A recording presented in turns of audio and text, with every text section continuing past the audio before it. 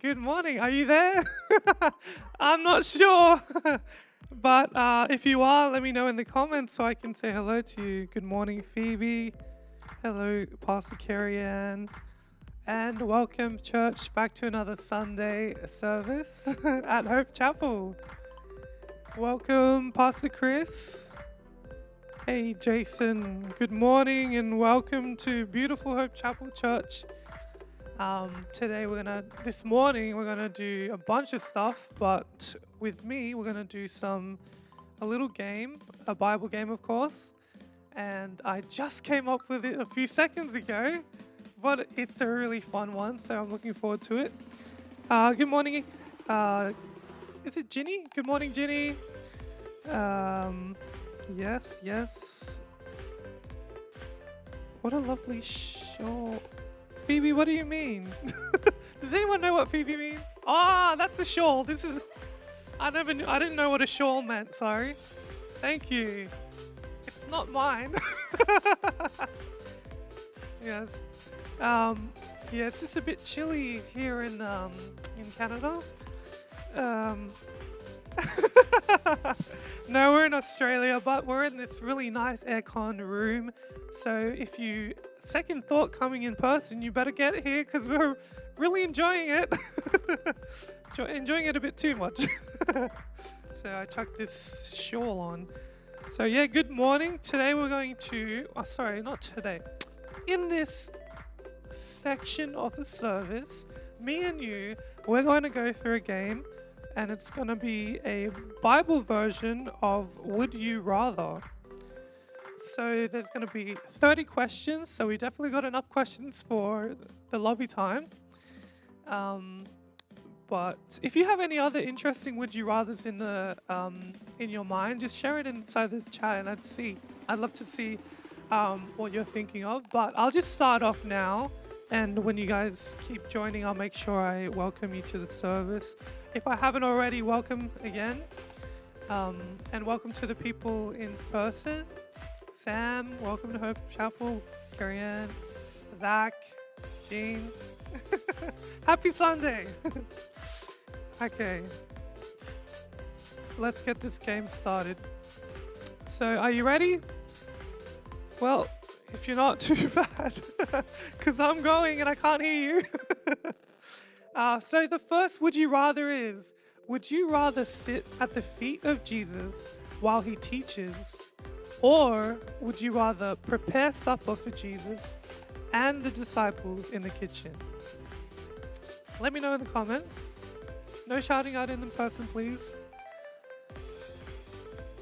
It's a hard one because I'd love to listen to Jesus teach, even though we have the Bible, just sitting right in front of him and hearing his words. And I wonder how he would emote it and how he would say it, because we only have the words, but just hearing it live would be so different, such a different experience. So let me see what you guys think. Would you rather? Oh, Carrie Ann wants to cook. Oh.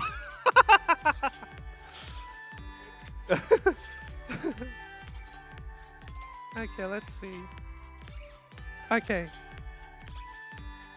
Phoebe wants to sit at his feet, but she says she'd probably be cooking. Okay. Dishes. Jean wants to do the dishes. Oh my goodness. Yeah, we do.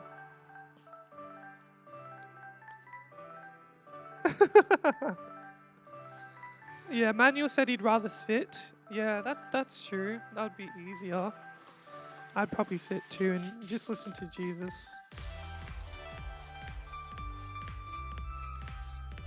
Well, the next question is,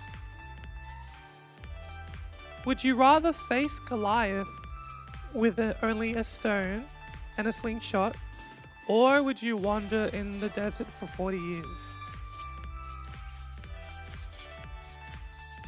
For some this is hard, but for me, it's pretty easy. Yeah, I'll save my answer until I see your guys' answer. But I don't know. I think that one's easy for me. What?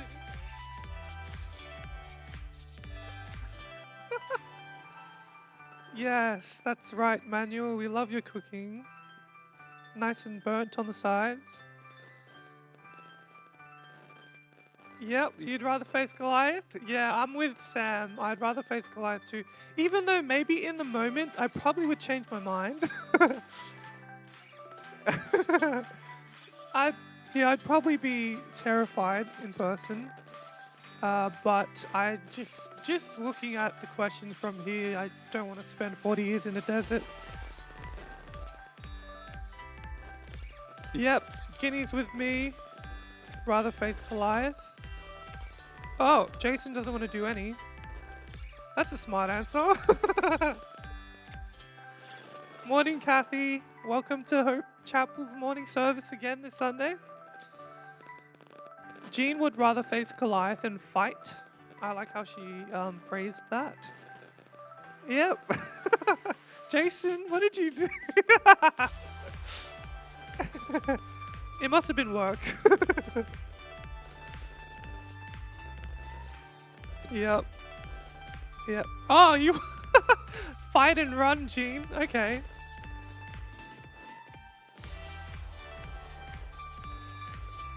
Yes. Well, Karen, I don't know if it would be over fast.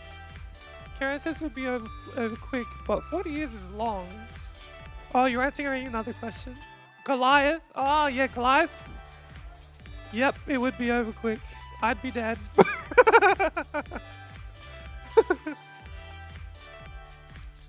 Oh, thanks, Rick. And good morning.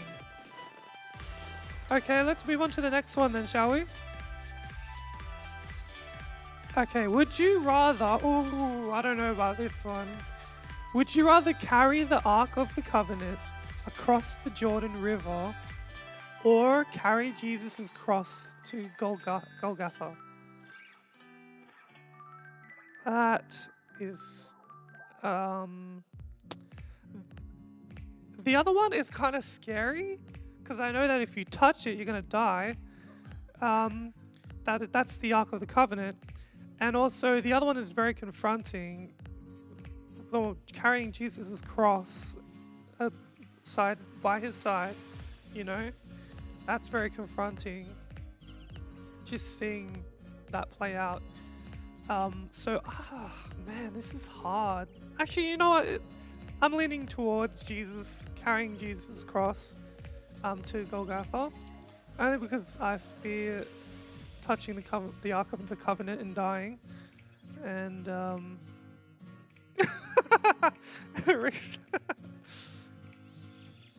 yeah, I know. But I've heard of people dying when they touched it. And yeah, so I'm with carry the cross. So what are you with? Let's see. Morning, Jack. And welcome to this morning's service. We're just doing a little game, if you've just joined. Would you rather, Bible version. Guinea says that they would carry Jesus' cross because he sacrificed so much. That is a good reason. Better than my reason of fear from the Ark of Covenant. Yes, he has sacrificed so much for us and done so much. Good morning, Sean. Welcome to Hope Chapel's Sunday service. Again, we're just doing a little game called Would You Rather Bible version. And good morning, Nikki. Oppa. I don't see any answers, but morning, Jay. I guess maybe it's a hard question.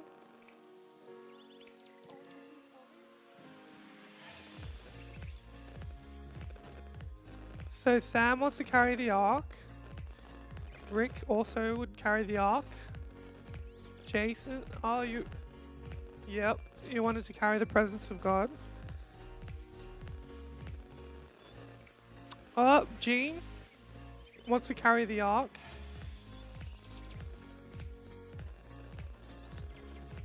Manuel's cross. Why? Oh, that's I can't interpret it like you do, Jason. Jason just gave me a joke, and I'm not good at delivering jokes sometimes, so I'm gonna see. I'm getting exclusive content here in person, so that's one of the perks. Morning, Karen. Welcome. Morning, Anna. Morning, Calimera. Lance. So many people joining this morning. Welcome. Again, we're just playing a short game before service. Morning, Mariana.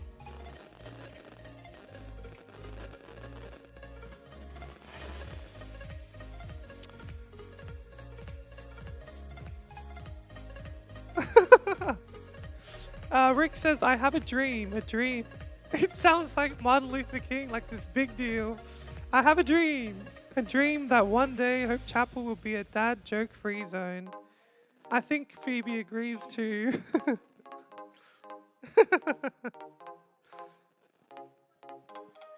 So the question was, would you rather carry the Ark of Covenant? Yeah, I am. Oh, I can move on. Sorry, I'm very slow. Okay.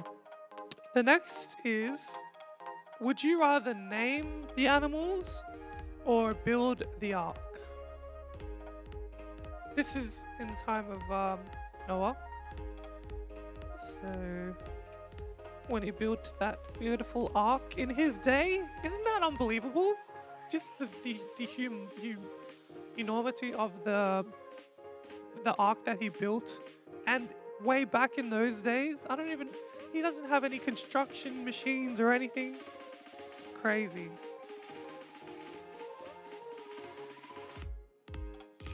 Morning, Jeff.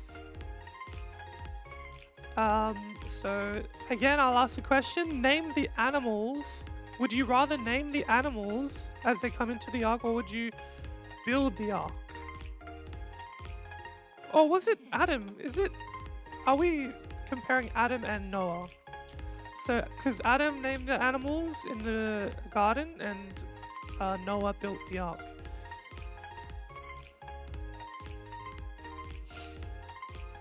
Man, Jason is full of jokes, man. He's full of jokes. It's great.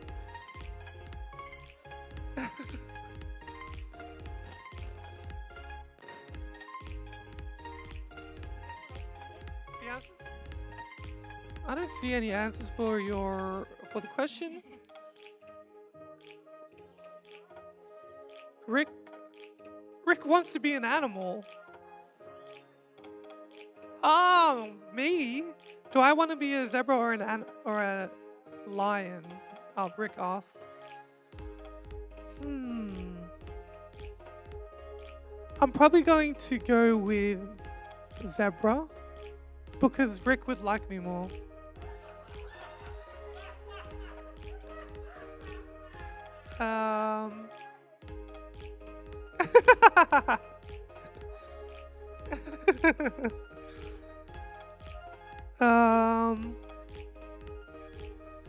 So yes, that's right, Jason. Adam, name the animals. Oh, you said the joke. Oh my gosh. Manuel says, name the animals 100%. Oh, he wants to name them Steve, Trevor's, George's would be Oh, Steve and Trevor and George. So they would be a very common name in the animal kingdom for Manuel. Good morning, Ronki. Welcome to church.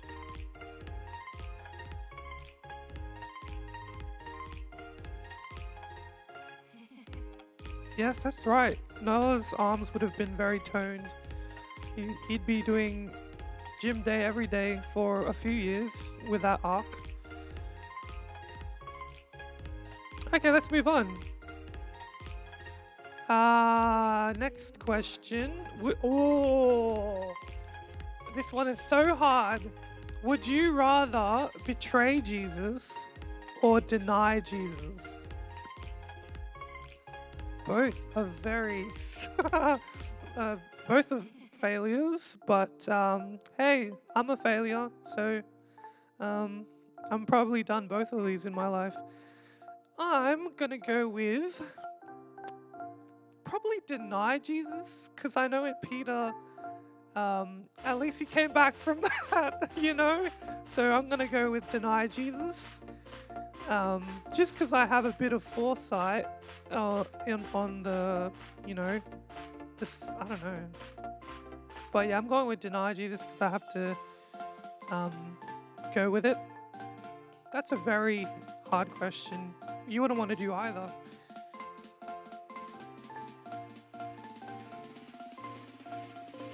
Manuel's got the jokes too.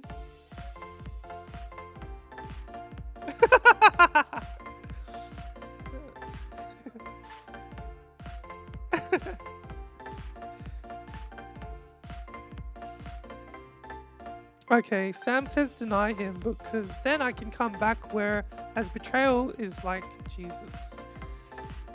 Oh, like yes, Judas, that's right. Ooh, Phoebe says to deny Jesus is to betray, really. That's true.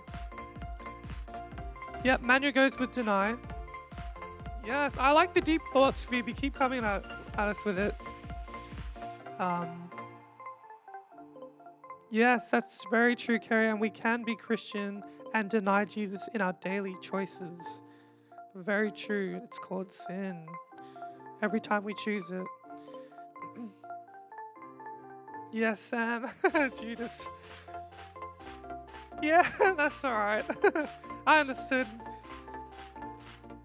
Okay, I think we got time for one more. That was very hard, that one. The next one... The next one is, would you rather marry Boaz or marry King Xerxes? So Boaz, if I remember, yeah, married Ruth. And can someone tell me who, like, how he was a good man, wasn't he? He was very good. From what I can't even remember what he did, but I remember he was a good man.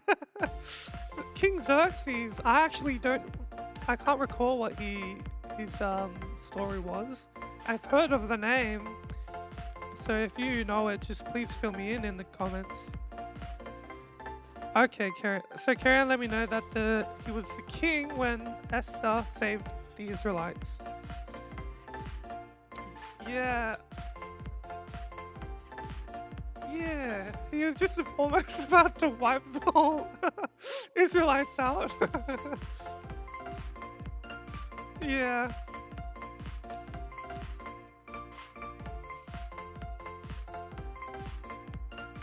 Yeah, good man over king. Ginny goes with Boaz, I guess. Sam also goes with Boaz. If I was a woman, I think I would go with Boaz too. So, Ruth.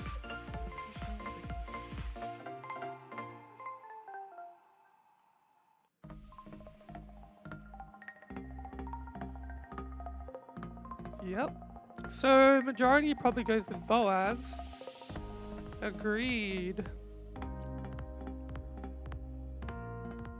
I love these questions.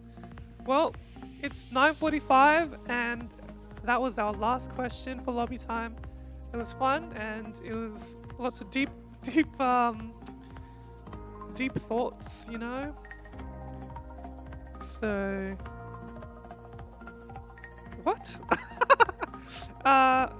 Yep. Just Boaz has to be careful around Manuel. Well, yeah. Let's start the service and we'll have a video and then we'll have some songs. Psalm 95, verse 1 to 3, it says, "Come, let us sing for joy to the Lord. Let us shout aloud to the rock of our salvation. Let us come before him with thanksgiving and extol him with music and song. For the Lord is the great God, the great King above all gods." So let us this morning, together wherever you are, lift up our voices in worship. Let us exalt his name together and declare that the Lord is the great God. that the great King above all gods. Come with a thankful heart into His presence now to make a joyful noise to Him. Come, let us sing. In His hands He holds creation, highest mountains, deepest seas, and in His hands He bears the scars for His great love for you and me. For everything you are, for everything you've done, we sing to you, we sing to you. With every breath of life you're breathing into us, we sing to you, we sing to you. The glories of your grace, the wonders of your love, a million songs of praise will never be enough. Forever and forever, we sing for you. Hey! Oh, so we come now and bring you praise. With how we love and how we obey, we want our lives to be a song. We sing for you. We sing with the saints and angels gathered now before your throne, as we sing, holy, holy, holy. You are God and God alone. For everything you are, for everything you've done, we sing for you, we sing for you. With every breath of life you're breathing into us, we sing for you, we sing for you. The glories of your grace, the wonders of your love, a million songs of praise will never be enough. Forever and forever, we sing for you.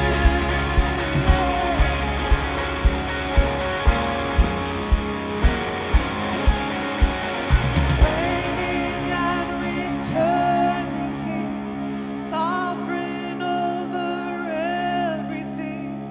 Heaven and creation rings with your song. Reigning and returning King, sovereign over everything. Heaven and creation rings with your song. Reigning and returning King, sovereign over everything. Heaven and creation rings with your song. For everything you are, for everything you've done, we sing for you, we sing for you. With every breath of life you're breathing into us, we sing for you, we sing for you.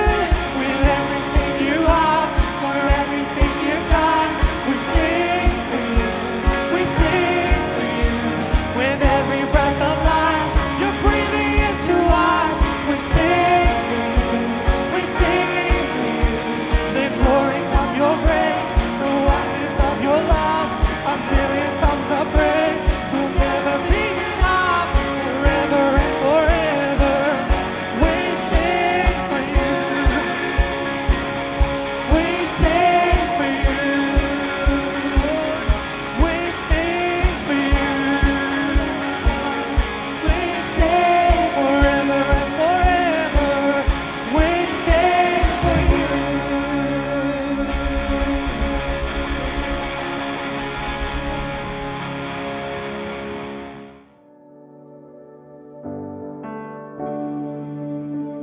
Father of kindness, you have poured out grace.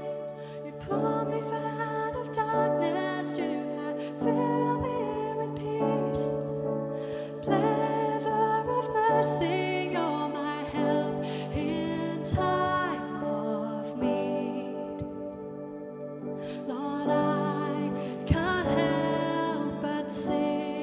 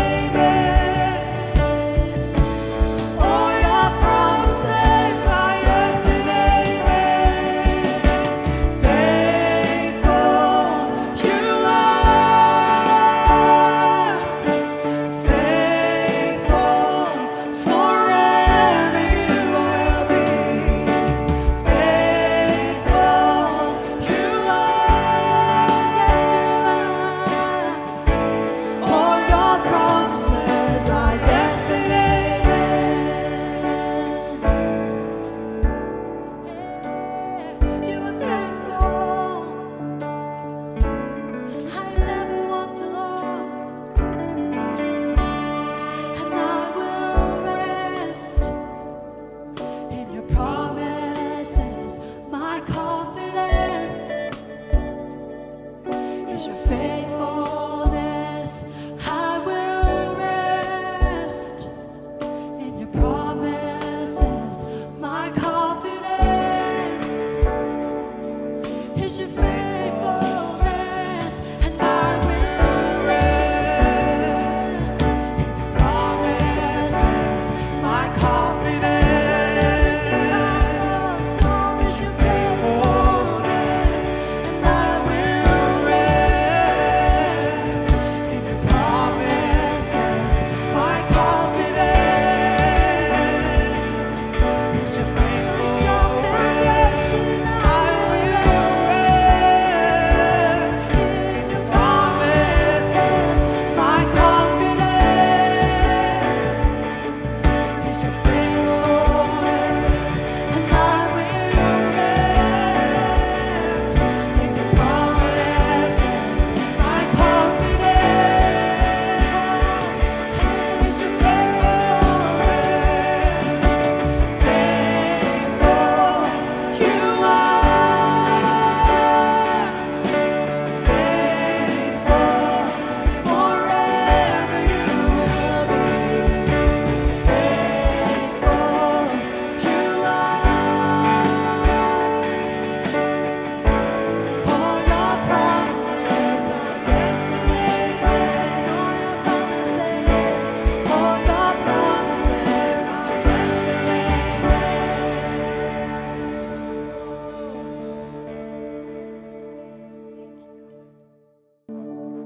And I exalt thee.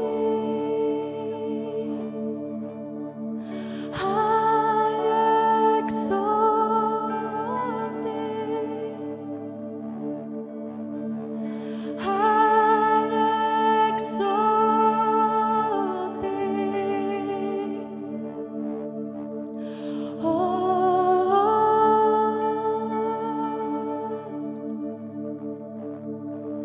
I exalt thee. I exalt thee. I exalt thee.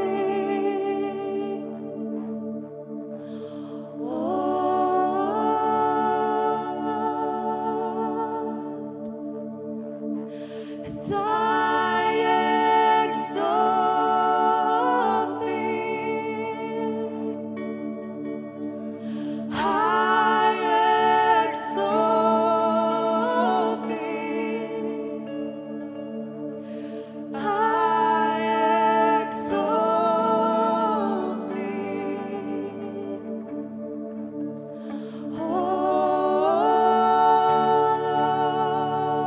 Sing hallelujah, and hallelujah.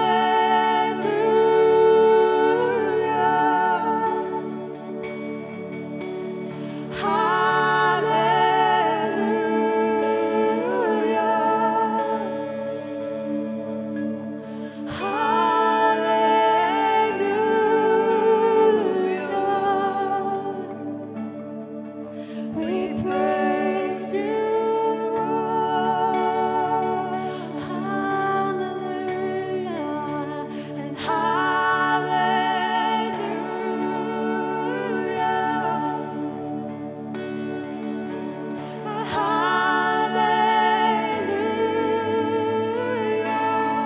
Worthy of the praise. Hallelujah. We praise you, Lord.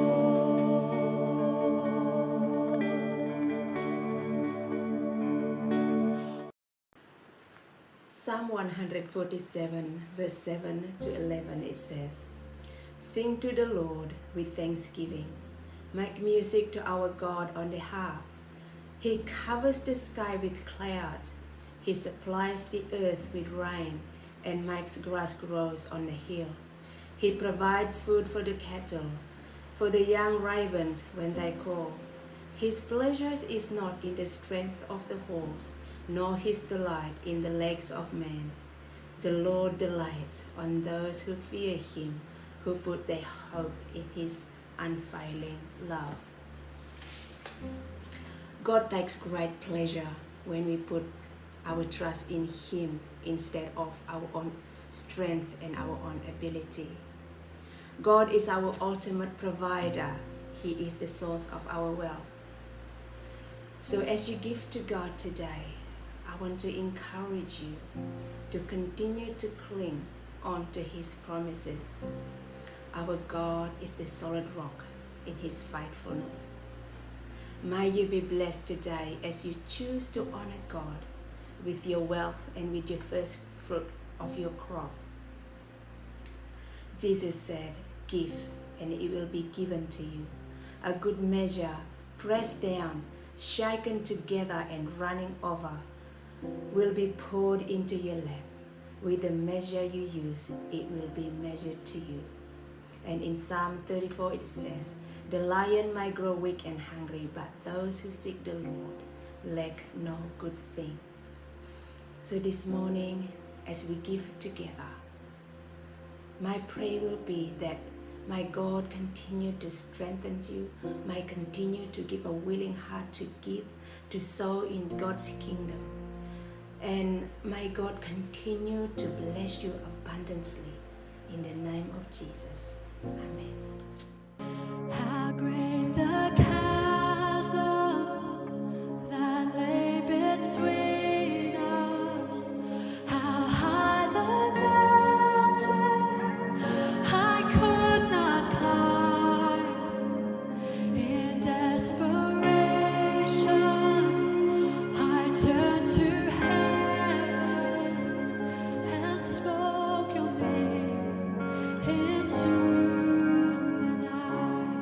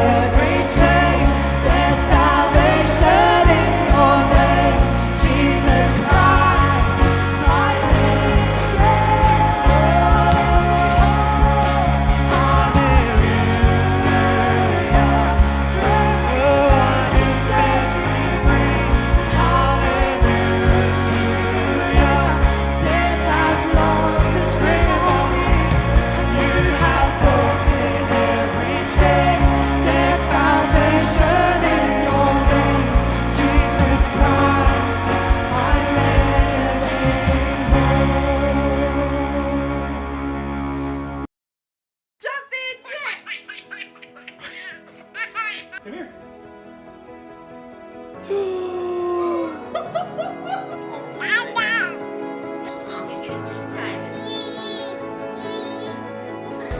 Dancy, Dancy, going to preschool? Yeah, girl.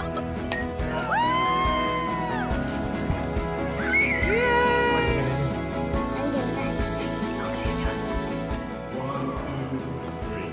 That's a good video right there.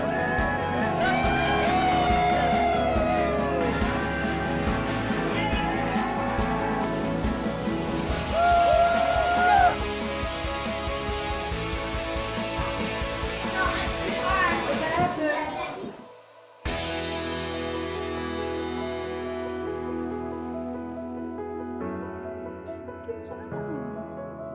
Come on. You did it. Happy birthday, dear Grace. Oh, she's walking. Oh.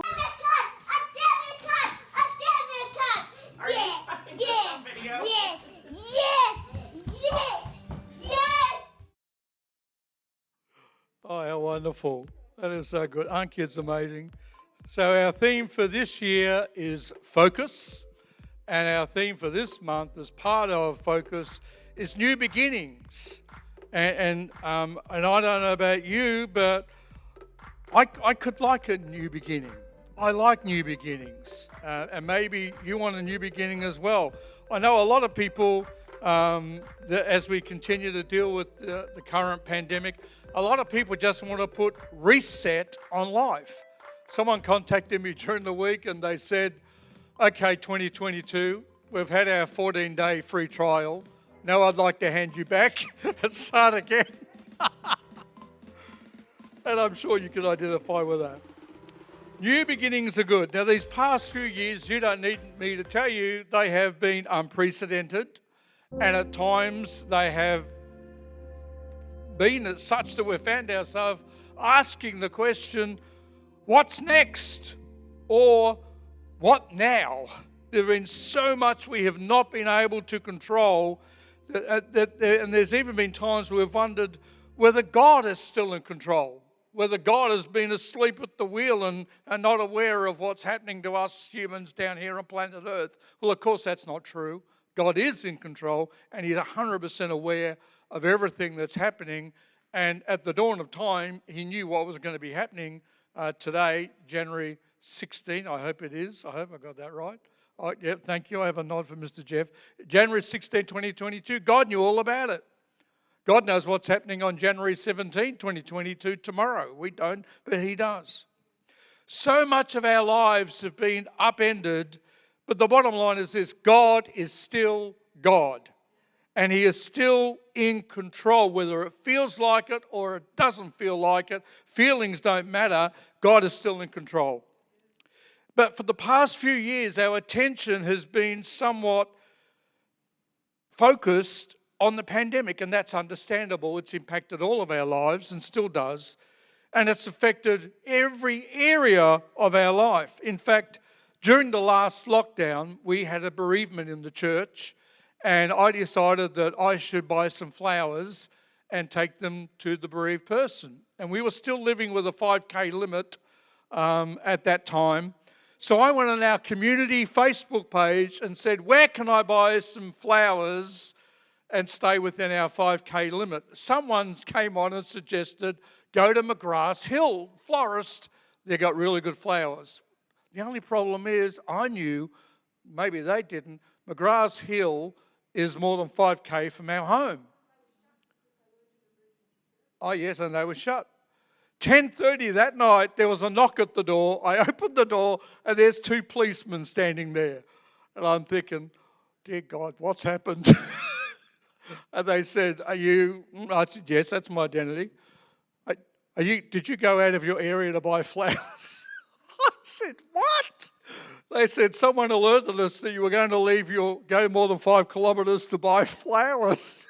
I said, at first, honestly, I thought someone was taking the mickey out of us, and they weren't real police. But when I saw their guns and things like that, if they were fake ones, they looked pretty jolly good. I said, look, here's the situation. I'm a pastor. We've had a bereavement in the church. I just wanted to know where I get some flowers to take. Yeah, I said, look, we're an essential worker. We have an exemption to be able to go and deliver these. And they said, not a problem. Someone made a complaint. We had to investigate. Who would have thought that buying flowers to take to a bereaved person would one day warrant a visit from 2 policemen 10:30 at night? I was glad I was still up. I was just about to go to bed. But they were the times that we were living in.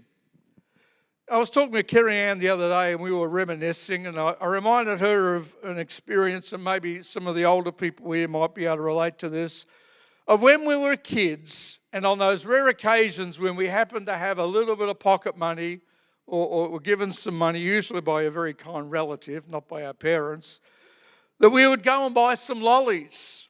And buying lollies back then was not like it is now. You got to choose exactly what you wanted in these cool little white paper bags. And you'd go into the milk bar and you'd say, I want 3 cobbers, 1 banana. And lollies back then were cheap. There were some lollies, you could get 4 of them for 1 cent.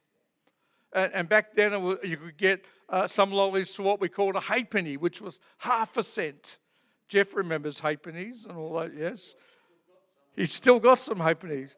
I mean, back then, you could get fish and chips for 10 cents. That's how old I am, 10 cents of fish and chips. And so you'd go in there and you say, yeah, 3 of those and 1 banana and 2 teeth and, oh, actually, sorry, mate. No, let's start again. Put all those back. And you get horrified when you think about the hygiene of it, because every milk bar was the same. The guy would have his hand there picking out the lollies, no glove, no tongs, nothing. Put them in the bag, and then you change your mind and say, put them all back, and he'd reach in the bag and put them back very grumpily. Not a lot of patience, I don't know why, but anyway.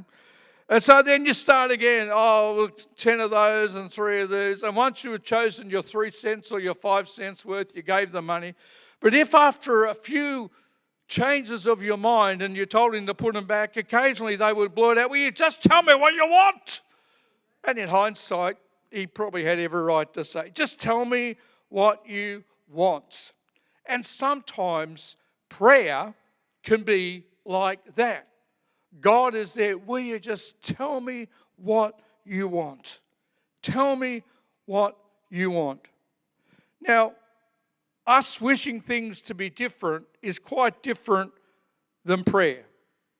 We want things to be different, but if we don't bother to pray or to pray with sincerity, we shouldn't be surprised when it doesn't happen. You might offer a 30-second prayer and think, job's done. God's got all the order now. We're all good to go. We treat God like we would treat someone taking our order at McDonald's. In fact, sometimes our prayers are shorter than the time it takes to order a meal at a restaurant. And we think, again, the job is done.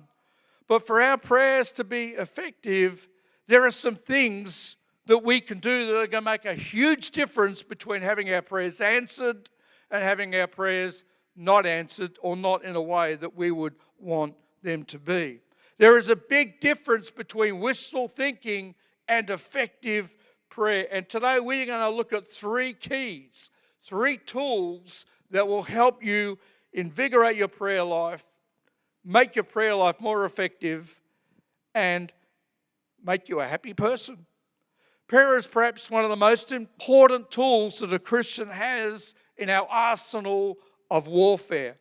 And when I say warfare, I think sometimes it's easy for us to forget that we are in a war. We have an enemy who hates us in a way that we can't even imagine that degree of hate, because thankfully it's not within us. We are in a war. And if we are passive in our war, we shouldn't be surprised when we get wounded, when the wheels fall off so easily. And prayer is one of the tools that we have that we may have been distracted from using, particularly in these last few years. And this morning I want to re-inspire you about prayer. I want you to get refocused about prayer, and I want you to get reinvigorated and excited about prayer. Now, prayer is no different to anything else in our daily lives. It's got to be used the right way. How many times have you used a tool the wrong way and been surprised it didn't work out so good? I've done that many times in the kitchen. In fact, I'm just going to put this out there because I love my son-in-law, but this week he sent us a photo of a jar with a lid on it, and he said, how do you get the lid off this jar of lasagna that Kyria makes for the grandkids? And we looked at each other and thought, well, first thing you do, you don't put the lid in the microwave because that's metal, but too late, he'd already done it. I wonder why the lid wouldn't come off the lasagna jar. That's because it's metal, it's not supposed to be on there. Anyway, a screwdriver did the trick and the kids ate. But that's the wrong way to heat a jar of food. You take the lid off. And that's okay. He learned a very valuable lesson that day. And he was crook, so we cut him some slack. We do love you, Manuel. Thank you for being a sermon illustration, even though you didn't know it was going to happen. So this morning we're going to look at the three keys, the three tools to having successful prayer. These three keys, they're going to invigorate your prayer life. They're going to help you pray in such a way that you will see more answers to your prayer, and it's going to bring you more peace and more contentment into your life. Who doesn't want that? How good does that sound? That sounds. Turn the person next to you, here or on your couch, wherever you are, and say, that sounds good to me. That sounds good to me. Now, I don't know about you, but I am certainly interested in praying more effectively. And I am really keen on getting more answers to my prayers. And I absolutely do want more peace and more contentment in my life. Bring it on, please. This sounds good. So let's look at these three keys. They're simple, they're doable, and they can apply to anybody's life. So they're for everybody. Everyone that's here in person, everybody that's watching this, you can all do these. And the first key is this. Successful prayer requires that we believe in the goodness of God. Let me say that again. First key to successful prayer is to believe in the goodness of God. Understanding God's goodness is connected to our willingness to ask God for what we need. If we truly believe deep down in our heart that God was good to everybody, that he doesn't have favorites, we would ask him for what we need often. If we really understood how great God's love is for us, then it would motivate us to go to the Father for whatever it is that we need. If we think that God is mean-spirited, angry, and gets upset when we disturb him, we're not going to ask him for very much at all. Now, I'm sure over the years you've known people like that. No names. Don't put names in the live stream thread, please, but you know people like that. The person that no one wants to approach. The person who we egg others on. You go ask them. I don't want to do it. Why don't you want to do it? Because they're going to get cranky. And so we try and get someone else to do it. Because we know their response is going to be one of annoyance. And they're going to be upset. Maybe it was a parent. Maybe it was a teacher, a neighbour. We have all known someone like that. And you're probably thinking of their name right now. But I'm going to tell you this, God is not like that person at all. How do you view yourself? What's your self-image like? Do you see yourself as someone who God wouldn't be bothered with? Or someone who has God's full attention? If we believe the lies, we might tell ourselves that God won't hear our prayers. We may tell ourselves that there's no point praying because we commit certain sins, which are considered really, really bad ones. Or if you think you are insignificant or don't matter, again, you're not going to be motivated to bring your prayers to God. But if you believe and know in your heart that you are a dearly loved child of the King, or someone who the King really loves, that's going to motivate you. But if you think you're someone that the King looks down on, you're not going to pray much. So it's important for us to have a right understanding of our position in God and believe in the goodness of God. When we can come to God boldly because we are his children, we're going to pray big prayers and do them often. And so often when it comes to prayer, we start to make our request to God, and just like clockwork, along comes the devil. And he reminds you of all the things that you have done. He reminds you of all the things that you haven't done, which maybe you should have done. And he reminds you what audacity you have to pray and to come to God in prayer. He wants us to be discouraged from making our requests to God because we're not good enough to make those requests to God. Can you imagine going to Canberra, walking up to Parliament House, you walk in there and there's the guard on duty, and he says, "What's your name?" And you tell him, and then they ask, "Why are you here?" You say, "Well, actually, I'm here. I want to see Scott Morrison, thank you." And the first thing he's going to look at you and say, "Who are you? Do you have an appointment?" You say, "No, of course I don't. But I want to see Mr. Morrison. I want to see the Prime Minister." What are your chances of getting a meeting? Zippo. Zero. It's not going to happen. The person at that desk is going to look at you and ask, "Who are you?" and how arrogant and how foolish you are.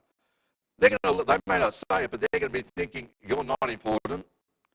You're not in a position of great power. You're not a relative. Are you on the Prime Minister's call sheet or his list of trusted advisors?" No. You're not going to get the appointment. You're not going to get past the door. In fact, there's a good chance you're going to get escorted outside of Parliament.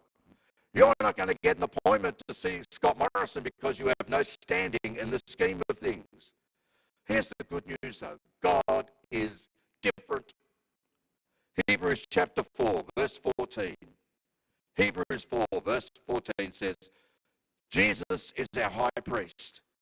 So then, since we have a great high priest who has entered heaven, Jesus, the Son of God, let us hold firmly to what we believe. This high priest of ours understands our weaknesses, for he faced all the same testings we do, and yet he did not sin. So let us come boldly to the throne of our gracious God. There we will receive his mercy, and we will find grace to help us when we need it most. How good is that? How good is that? When we come to God with our request, we've got to understand who God is, that he is gracious and he is kind. He is so gracious and kind. In fact, let's have a look at what God said about himself when he was speaking to Moses. Exodus chapter 34, verse 6. Exodus 34, verse 6 says, the Lord passed in front of Moses, calling out, Yahweh, the Lord, the God of compassion and mercy. This is what God says about himself.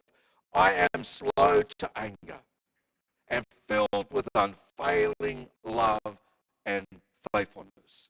How good is that? God is slow to anger and he is filled with unfailing love and faithfulness. It's when we understand God as a good Father, one who is compassionate and merciful, that we truly begin to understand what God is like. This is a Father who would give us his own Son for us. Romans chapter 5 verse 8 says, but God showed his great love for us by sending Christ to die for us while we were still sinners. If you have your communion elements with you, the juice and the bread, I encourage you to pick them up and hold them in your hand. Because we're going to remember right now, in the middle of our message here, we're going to remember about Jesus and what his death and resurrection meant for us. That verse in the Bible says that God showed great love for us by sending Jesus to die for us while we were still sinners. Now, you may not even know what the word sinner means. Basically, a sin is anything that we do, anything that we think, which goes against God's standards and God's laws. Basically, pretty much what we all do every day. You think horrible thoughts about someone and wish they were dead, that's a sin. You have lustful sexual thoughts for someone else other than the person you're married to, that's a sin. You cheat, steal, lie, even a little white lie, that's still a sin. Black, white doesn't matter, it's still a sin. You can call your lie whatever colour you like, it's still a sin. And we're all very good at sinning, unfortunately.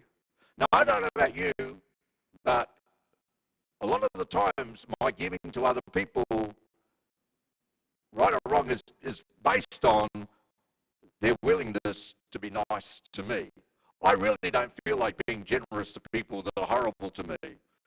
When people steal from me, I don't feel like writing them a check for some money on top of what they've already stolen, you know.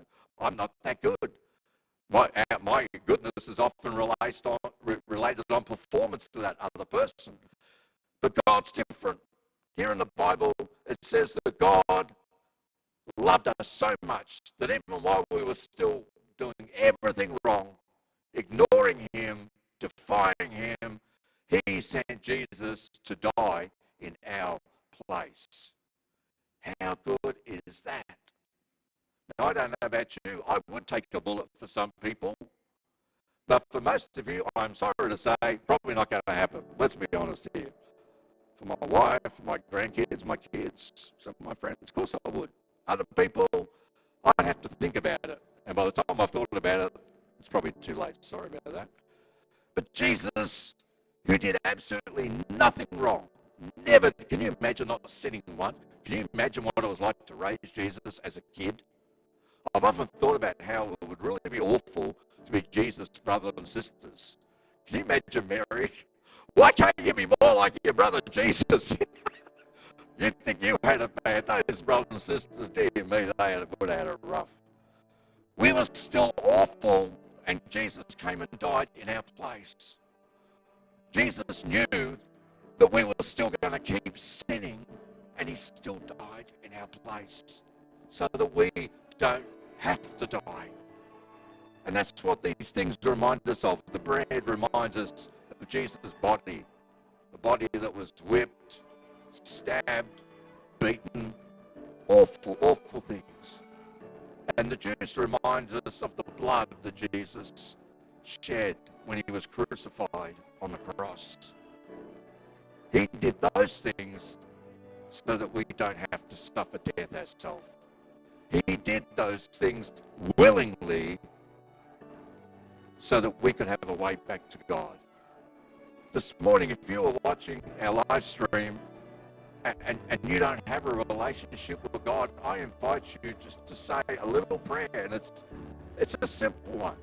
It's just, Jesus, I don't know you, but I want to know you. Let's get connected.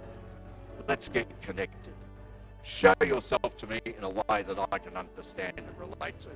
And I can tell you with 100% rock solid guarantee, that is a prayer that God will always answer.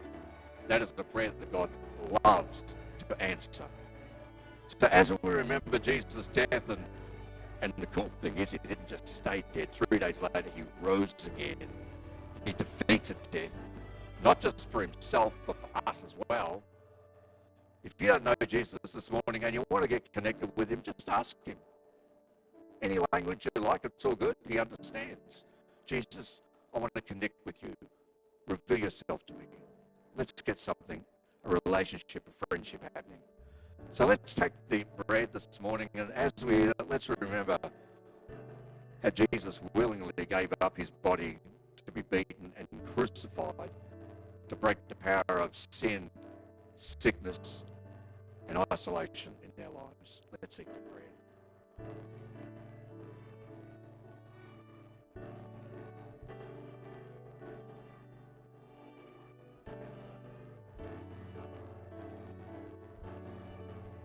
And let's take the juice that reminds us of the blood of Jesus.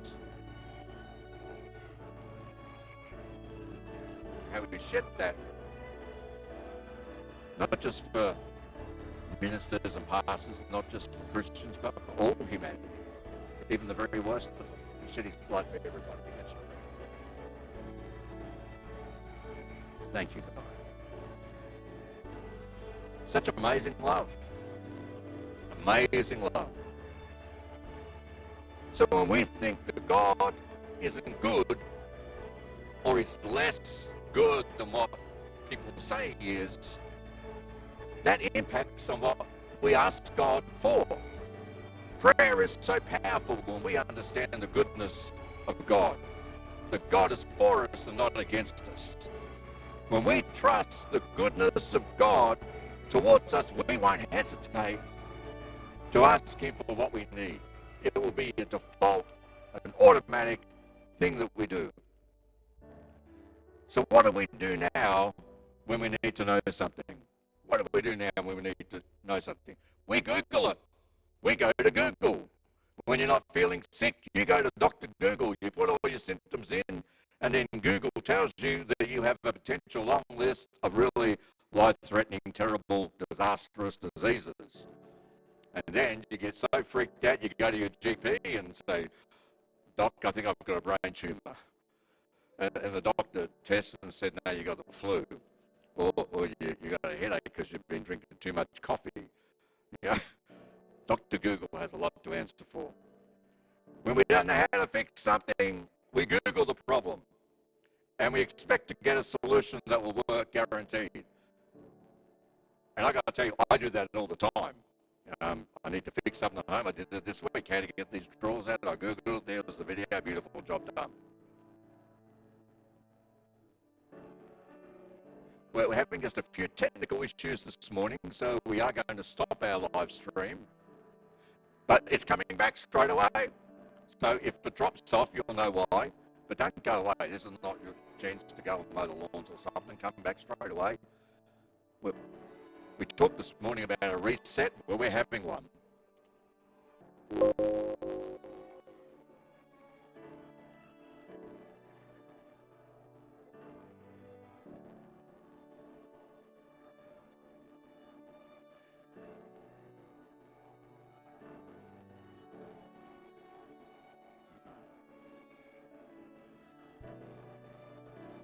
Thanks, Chico.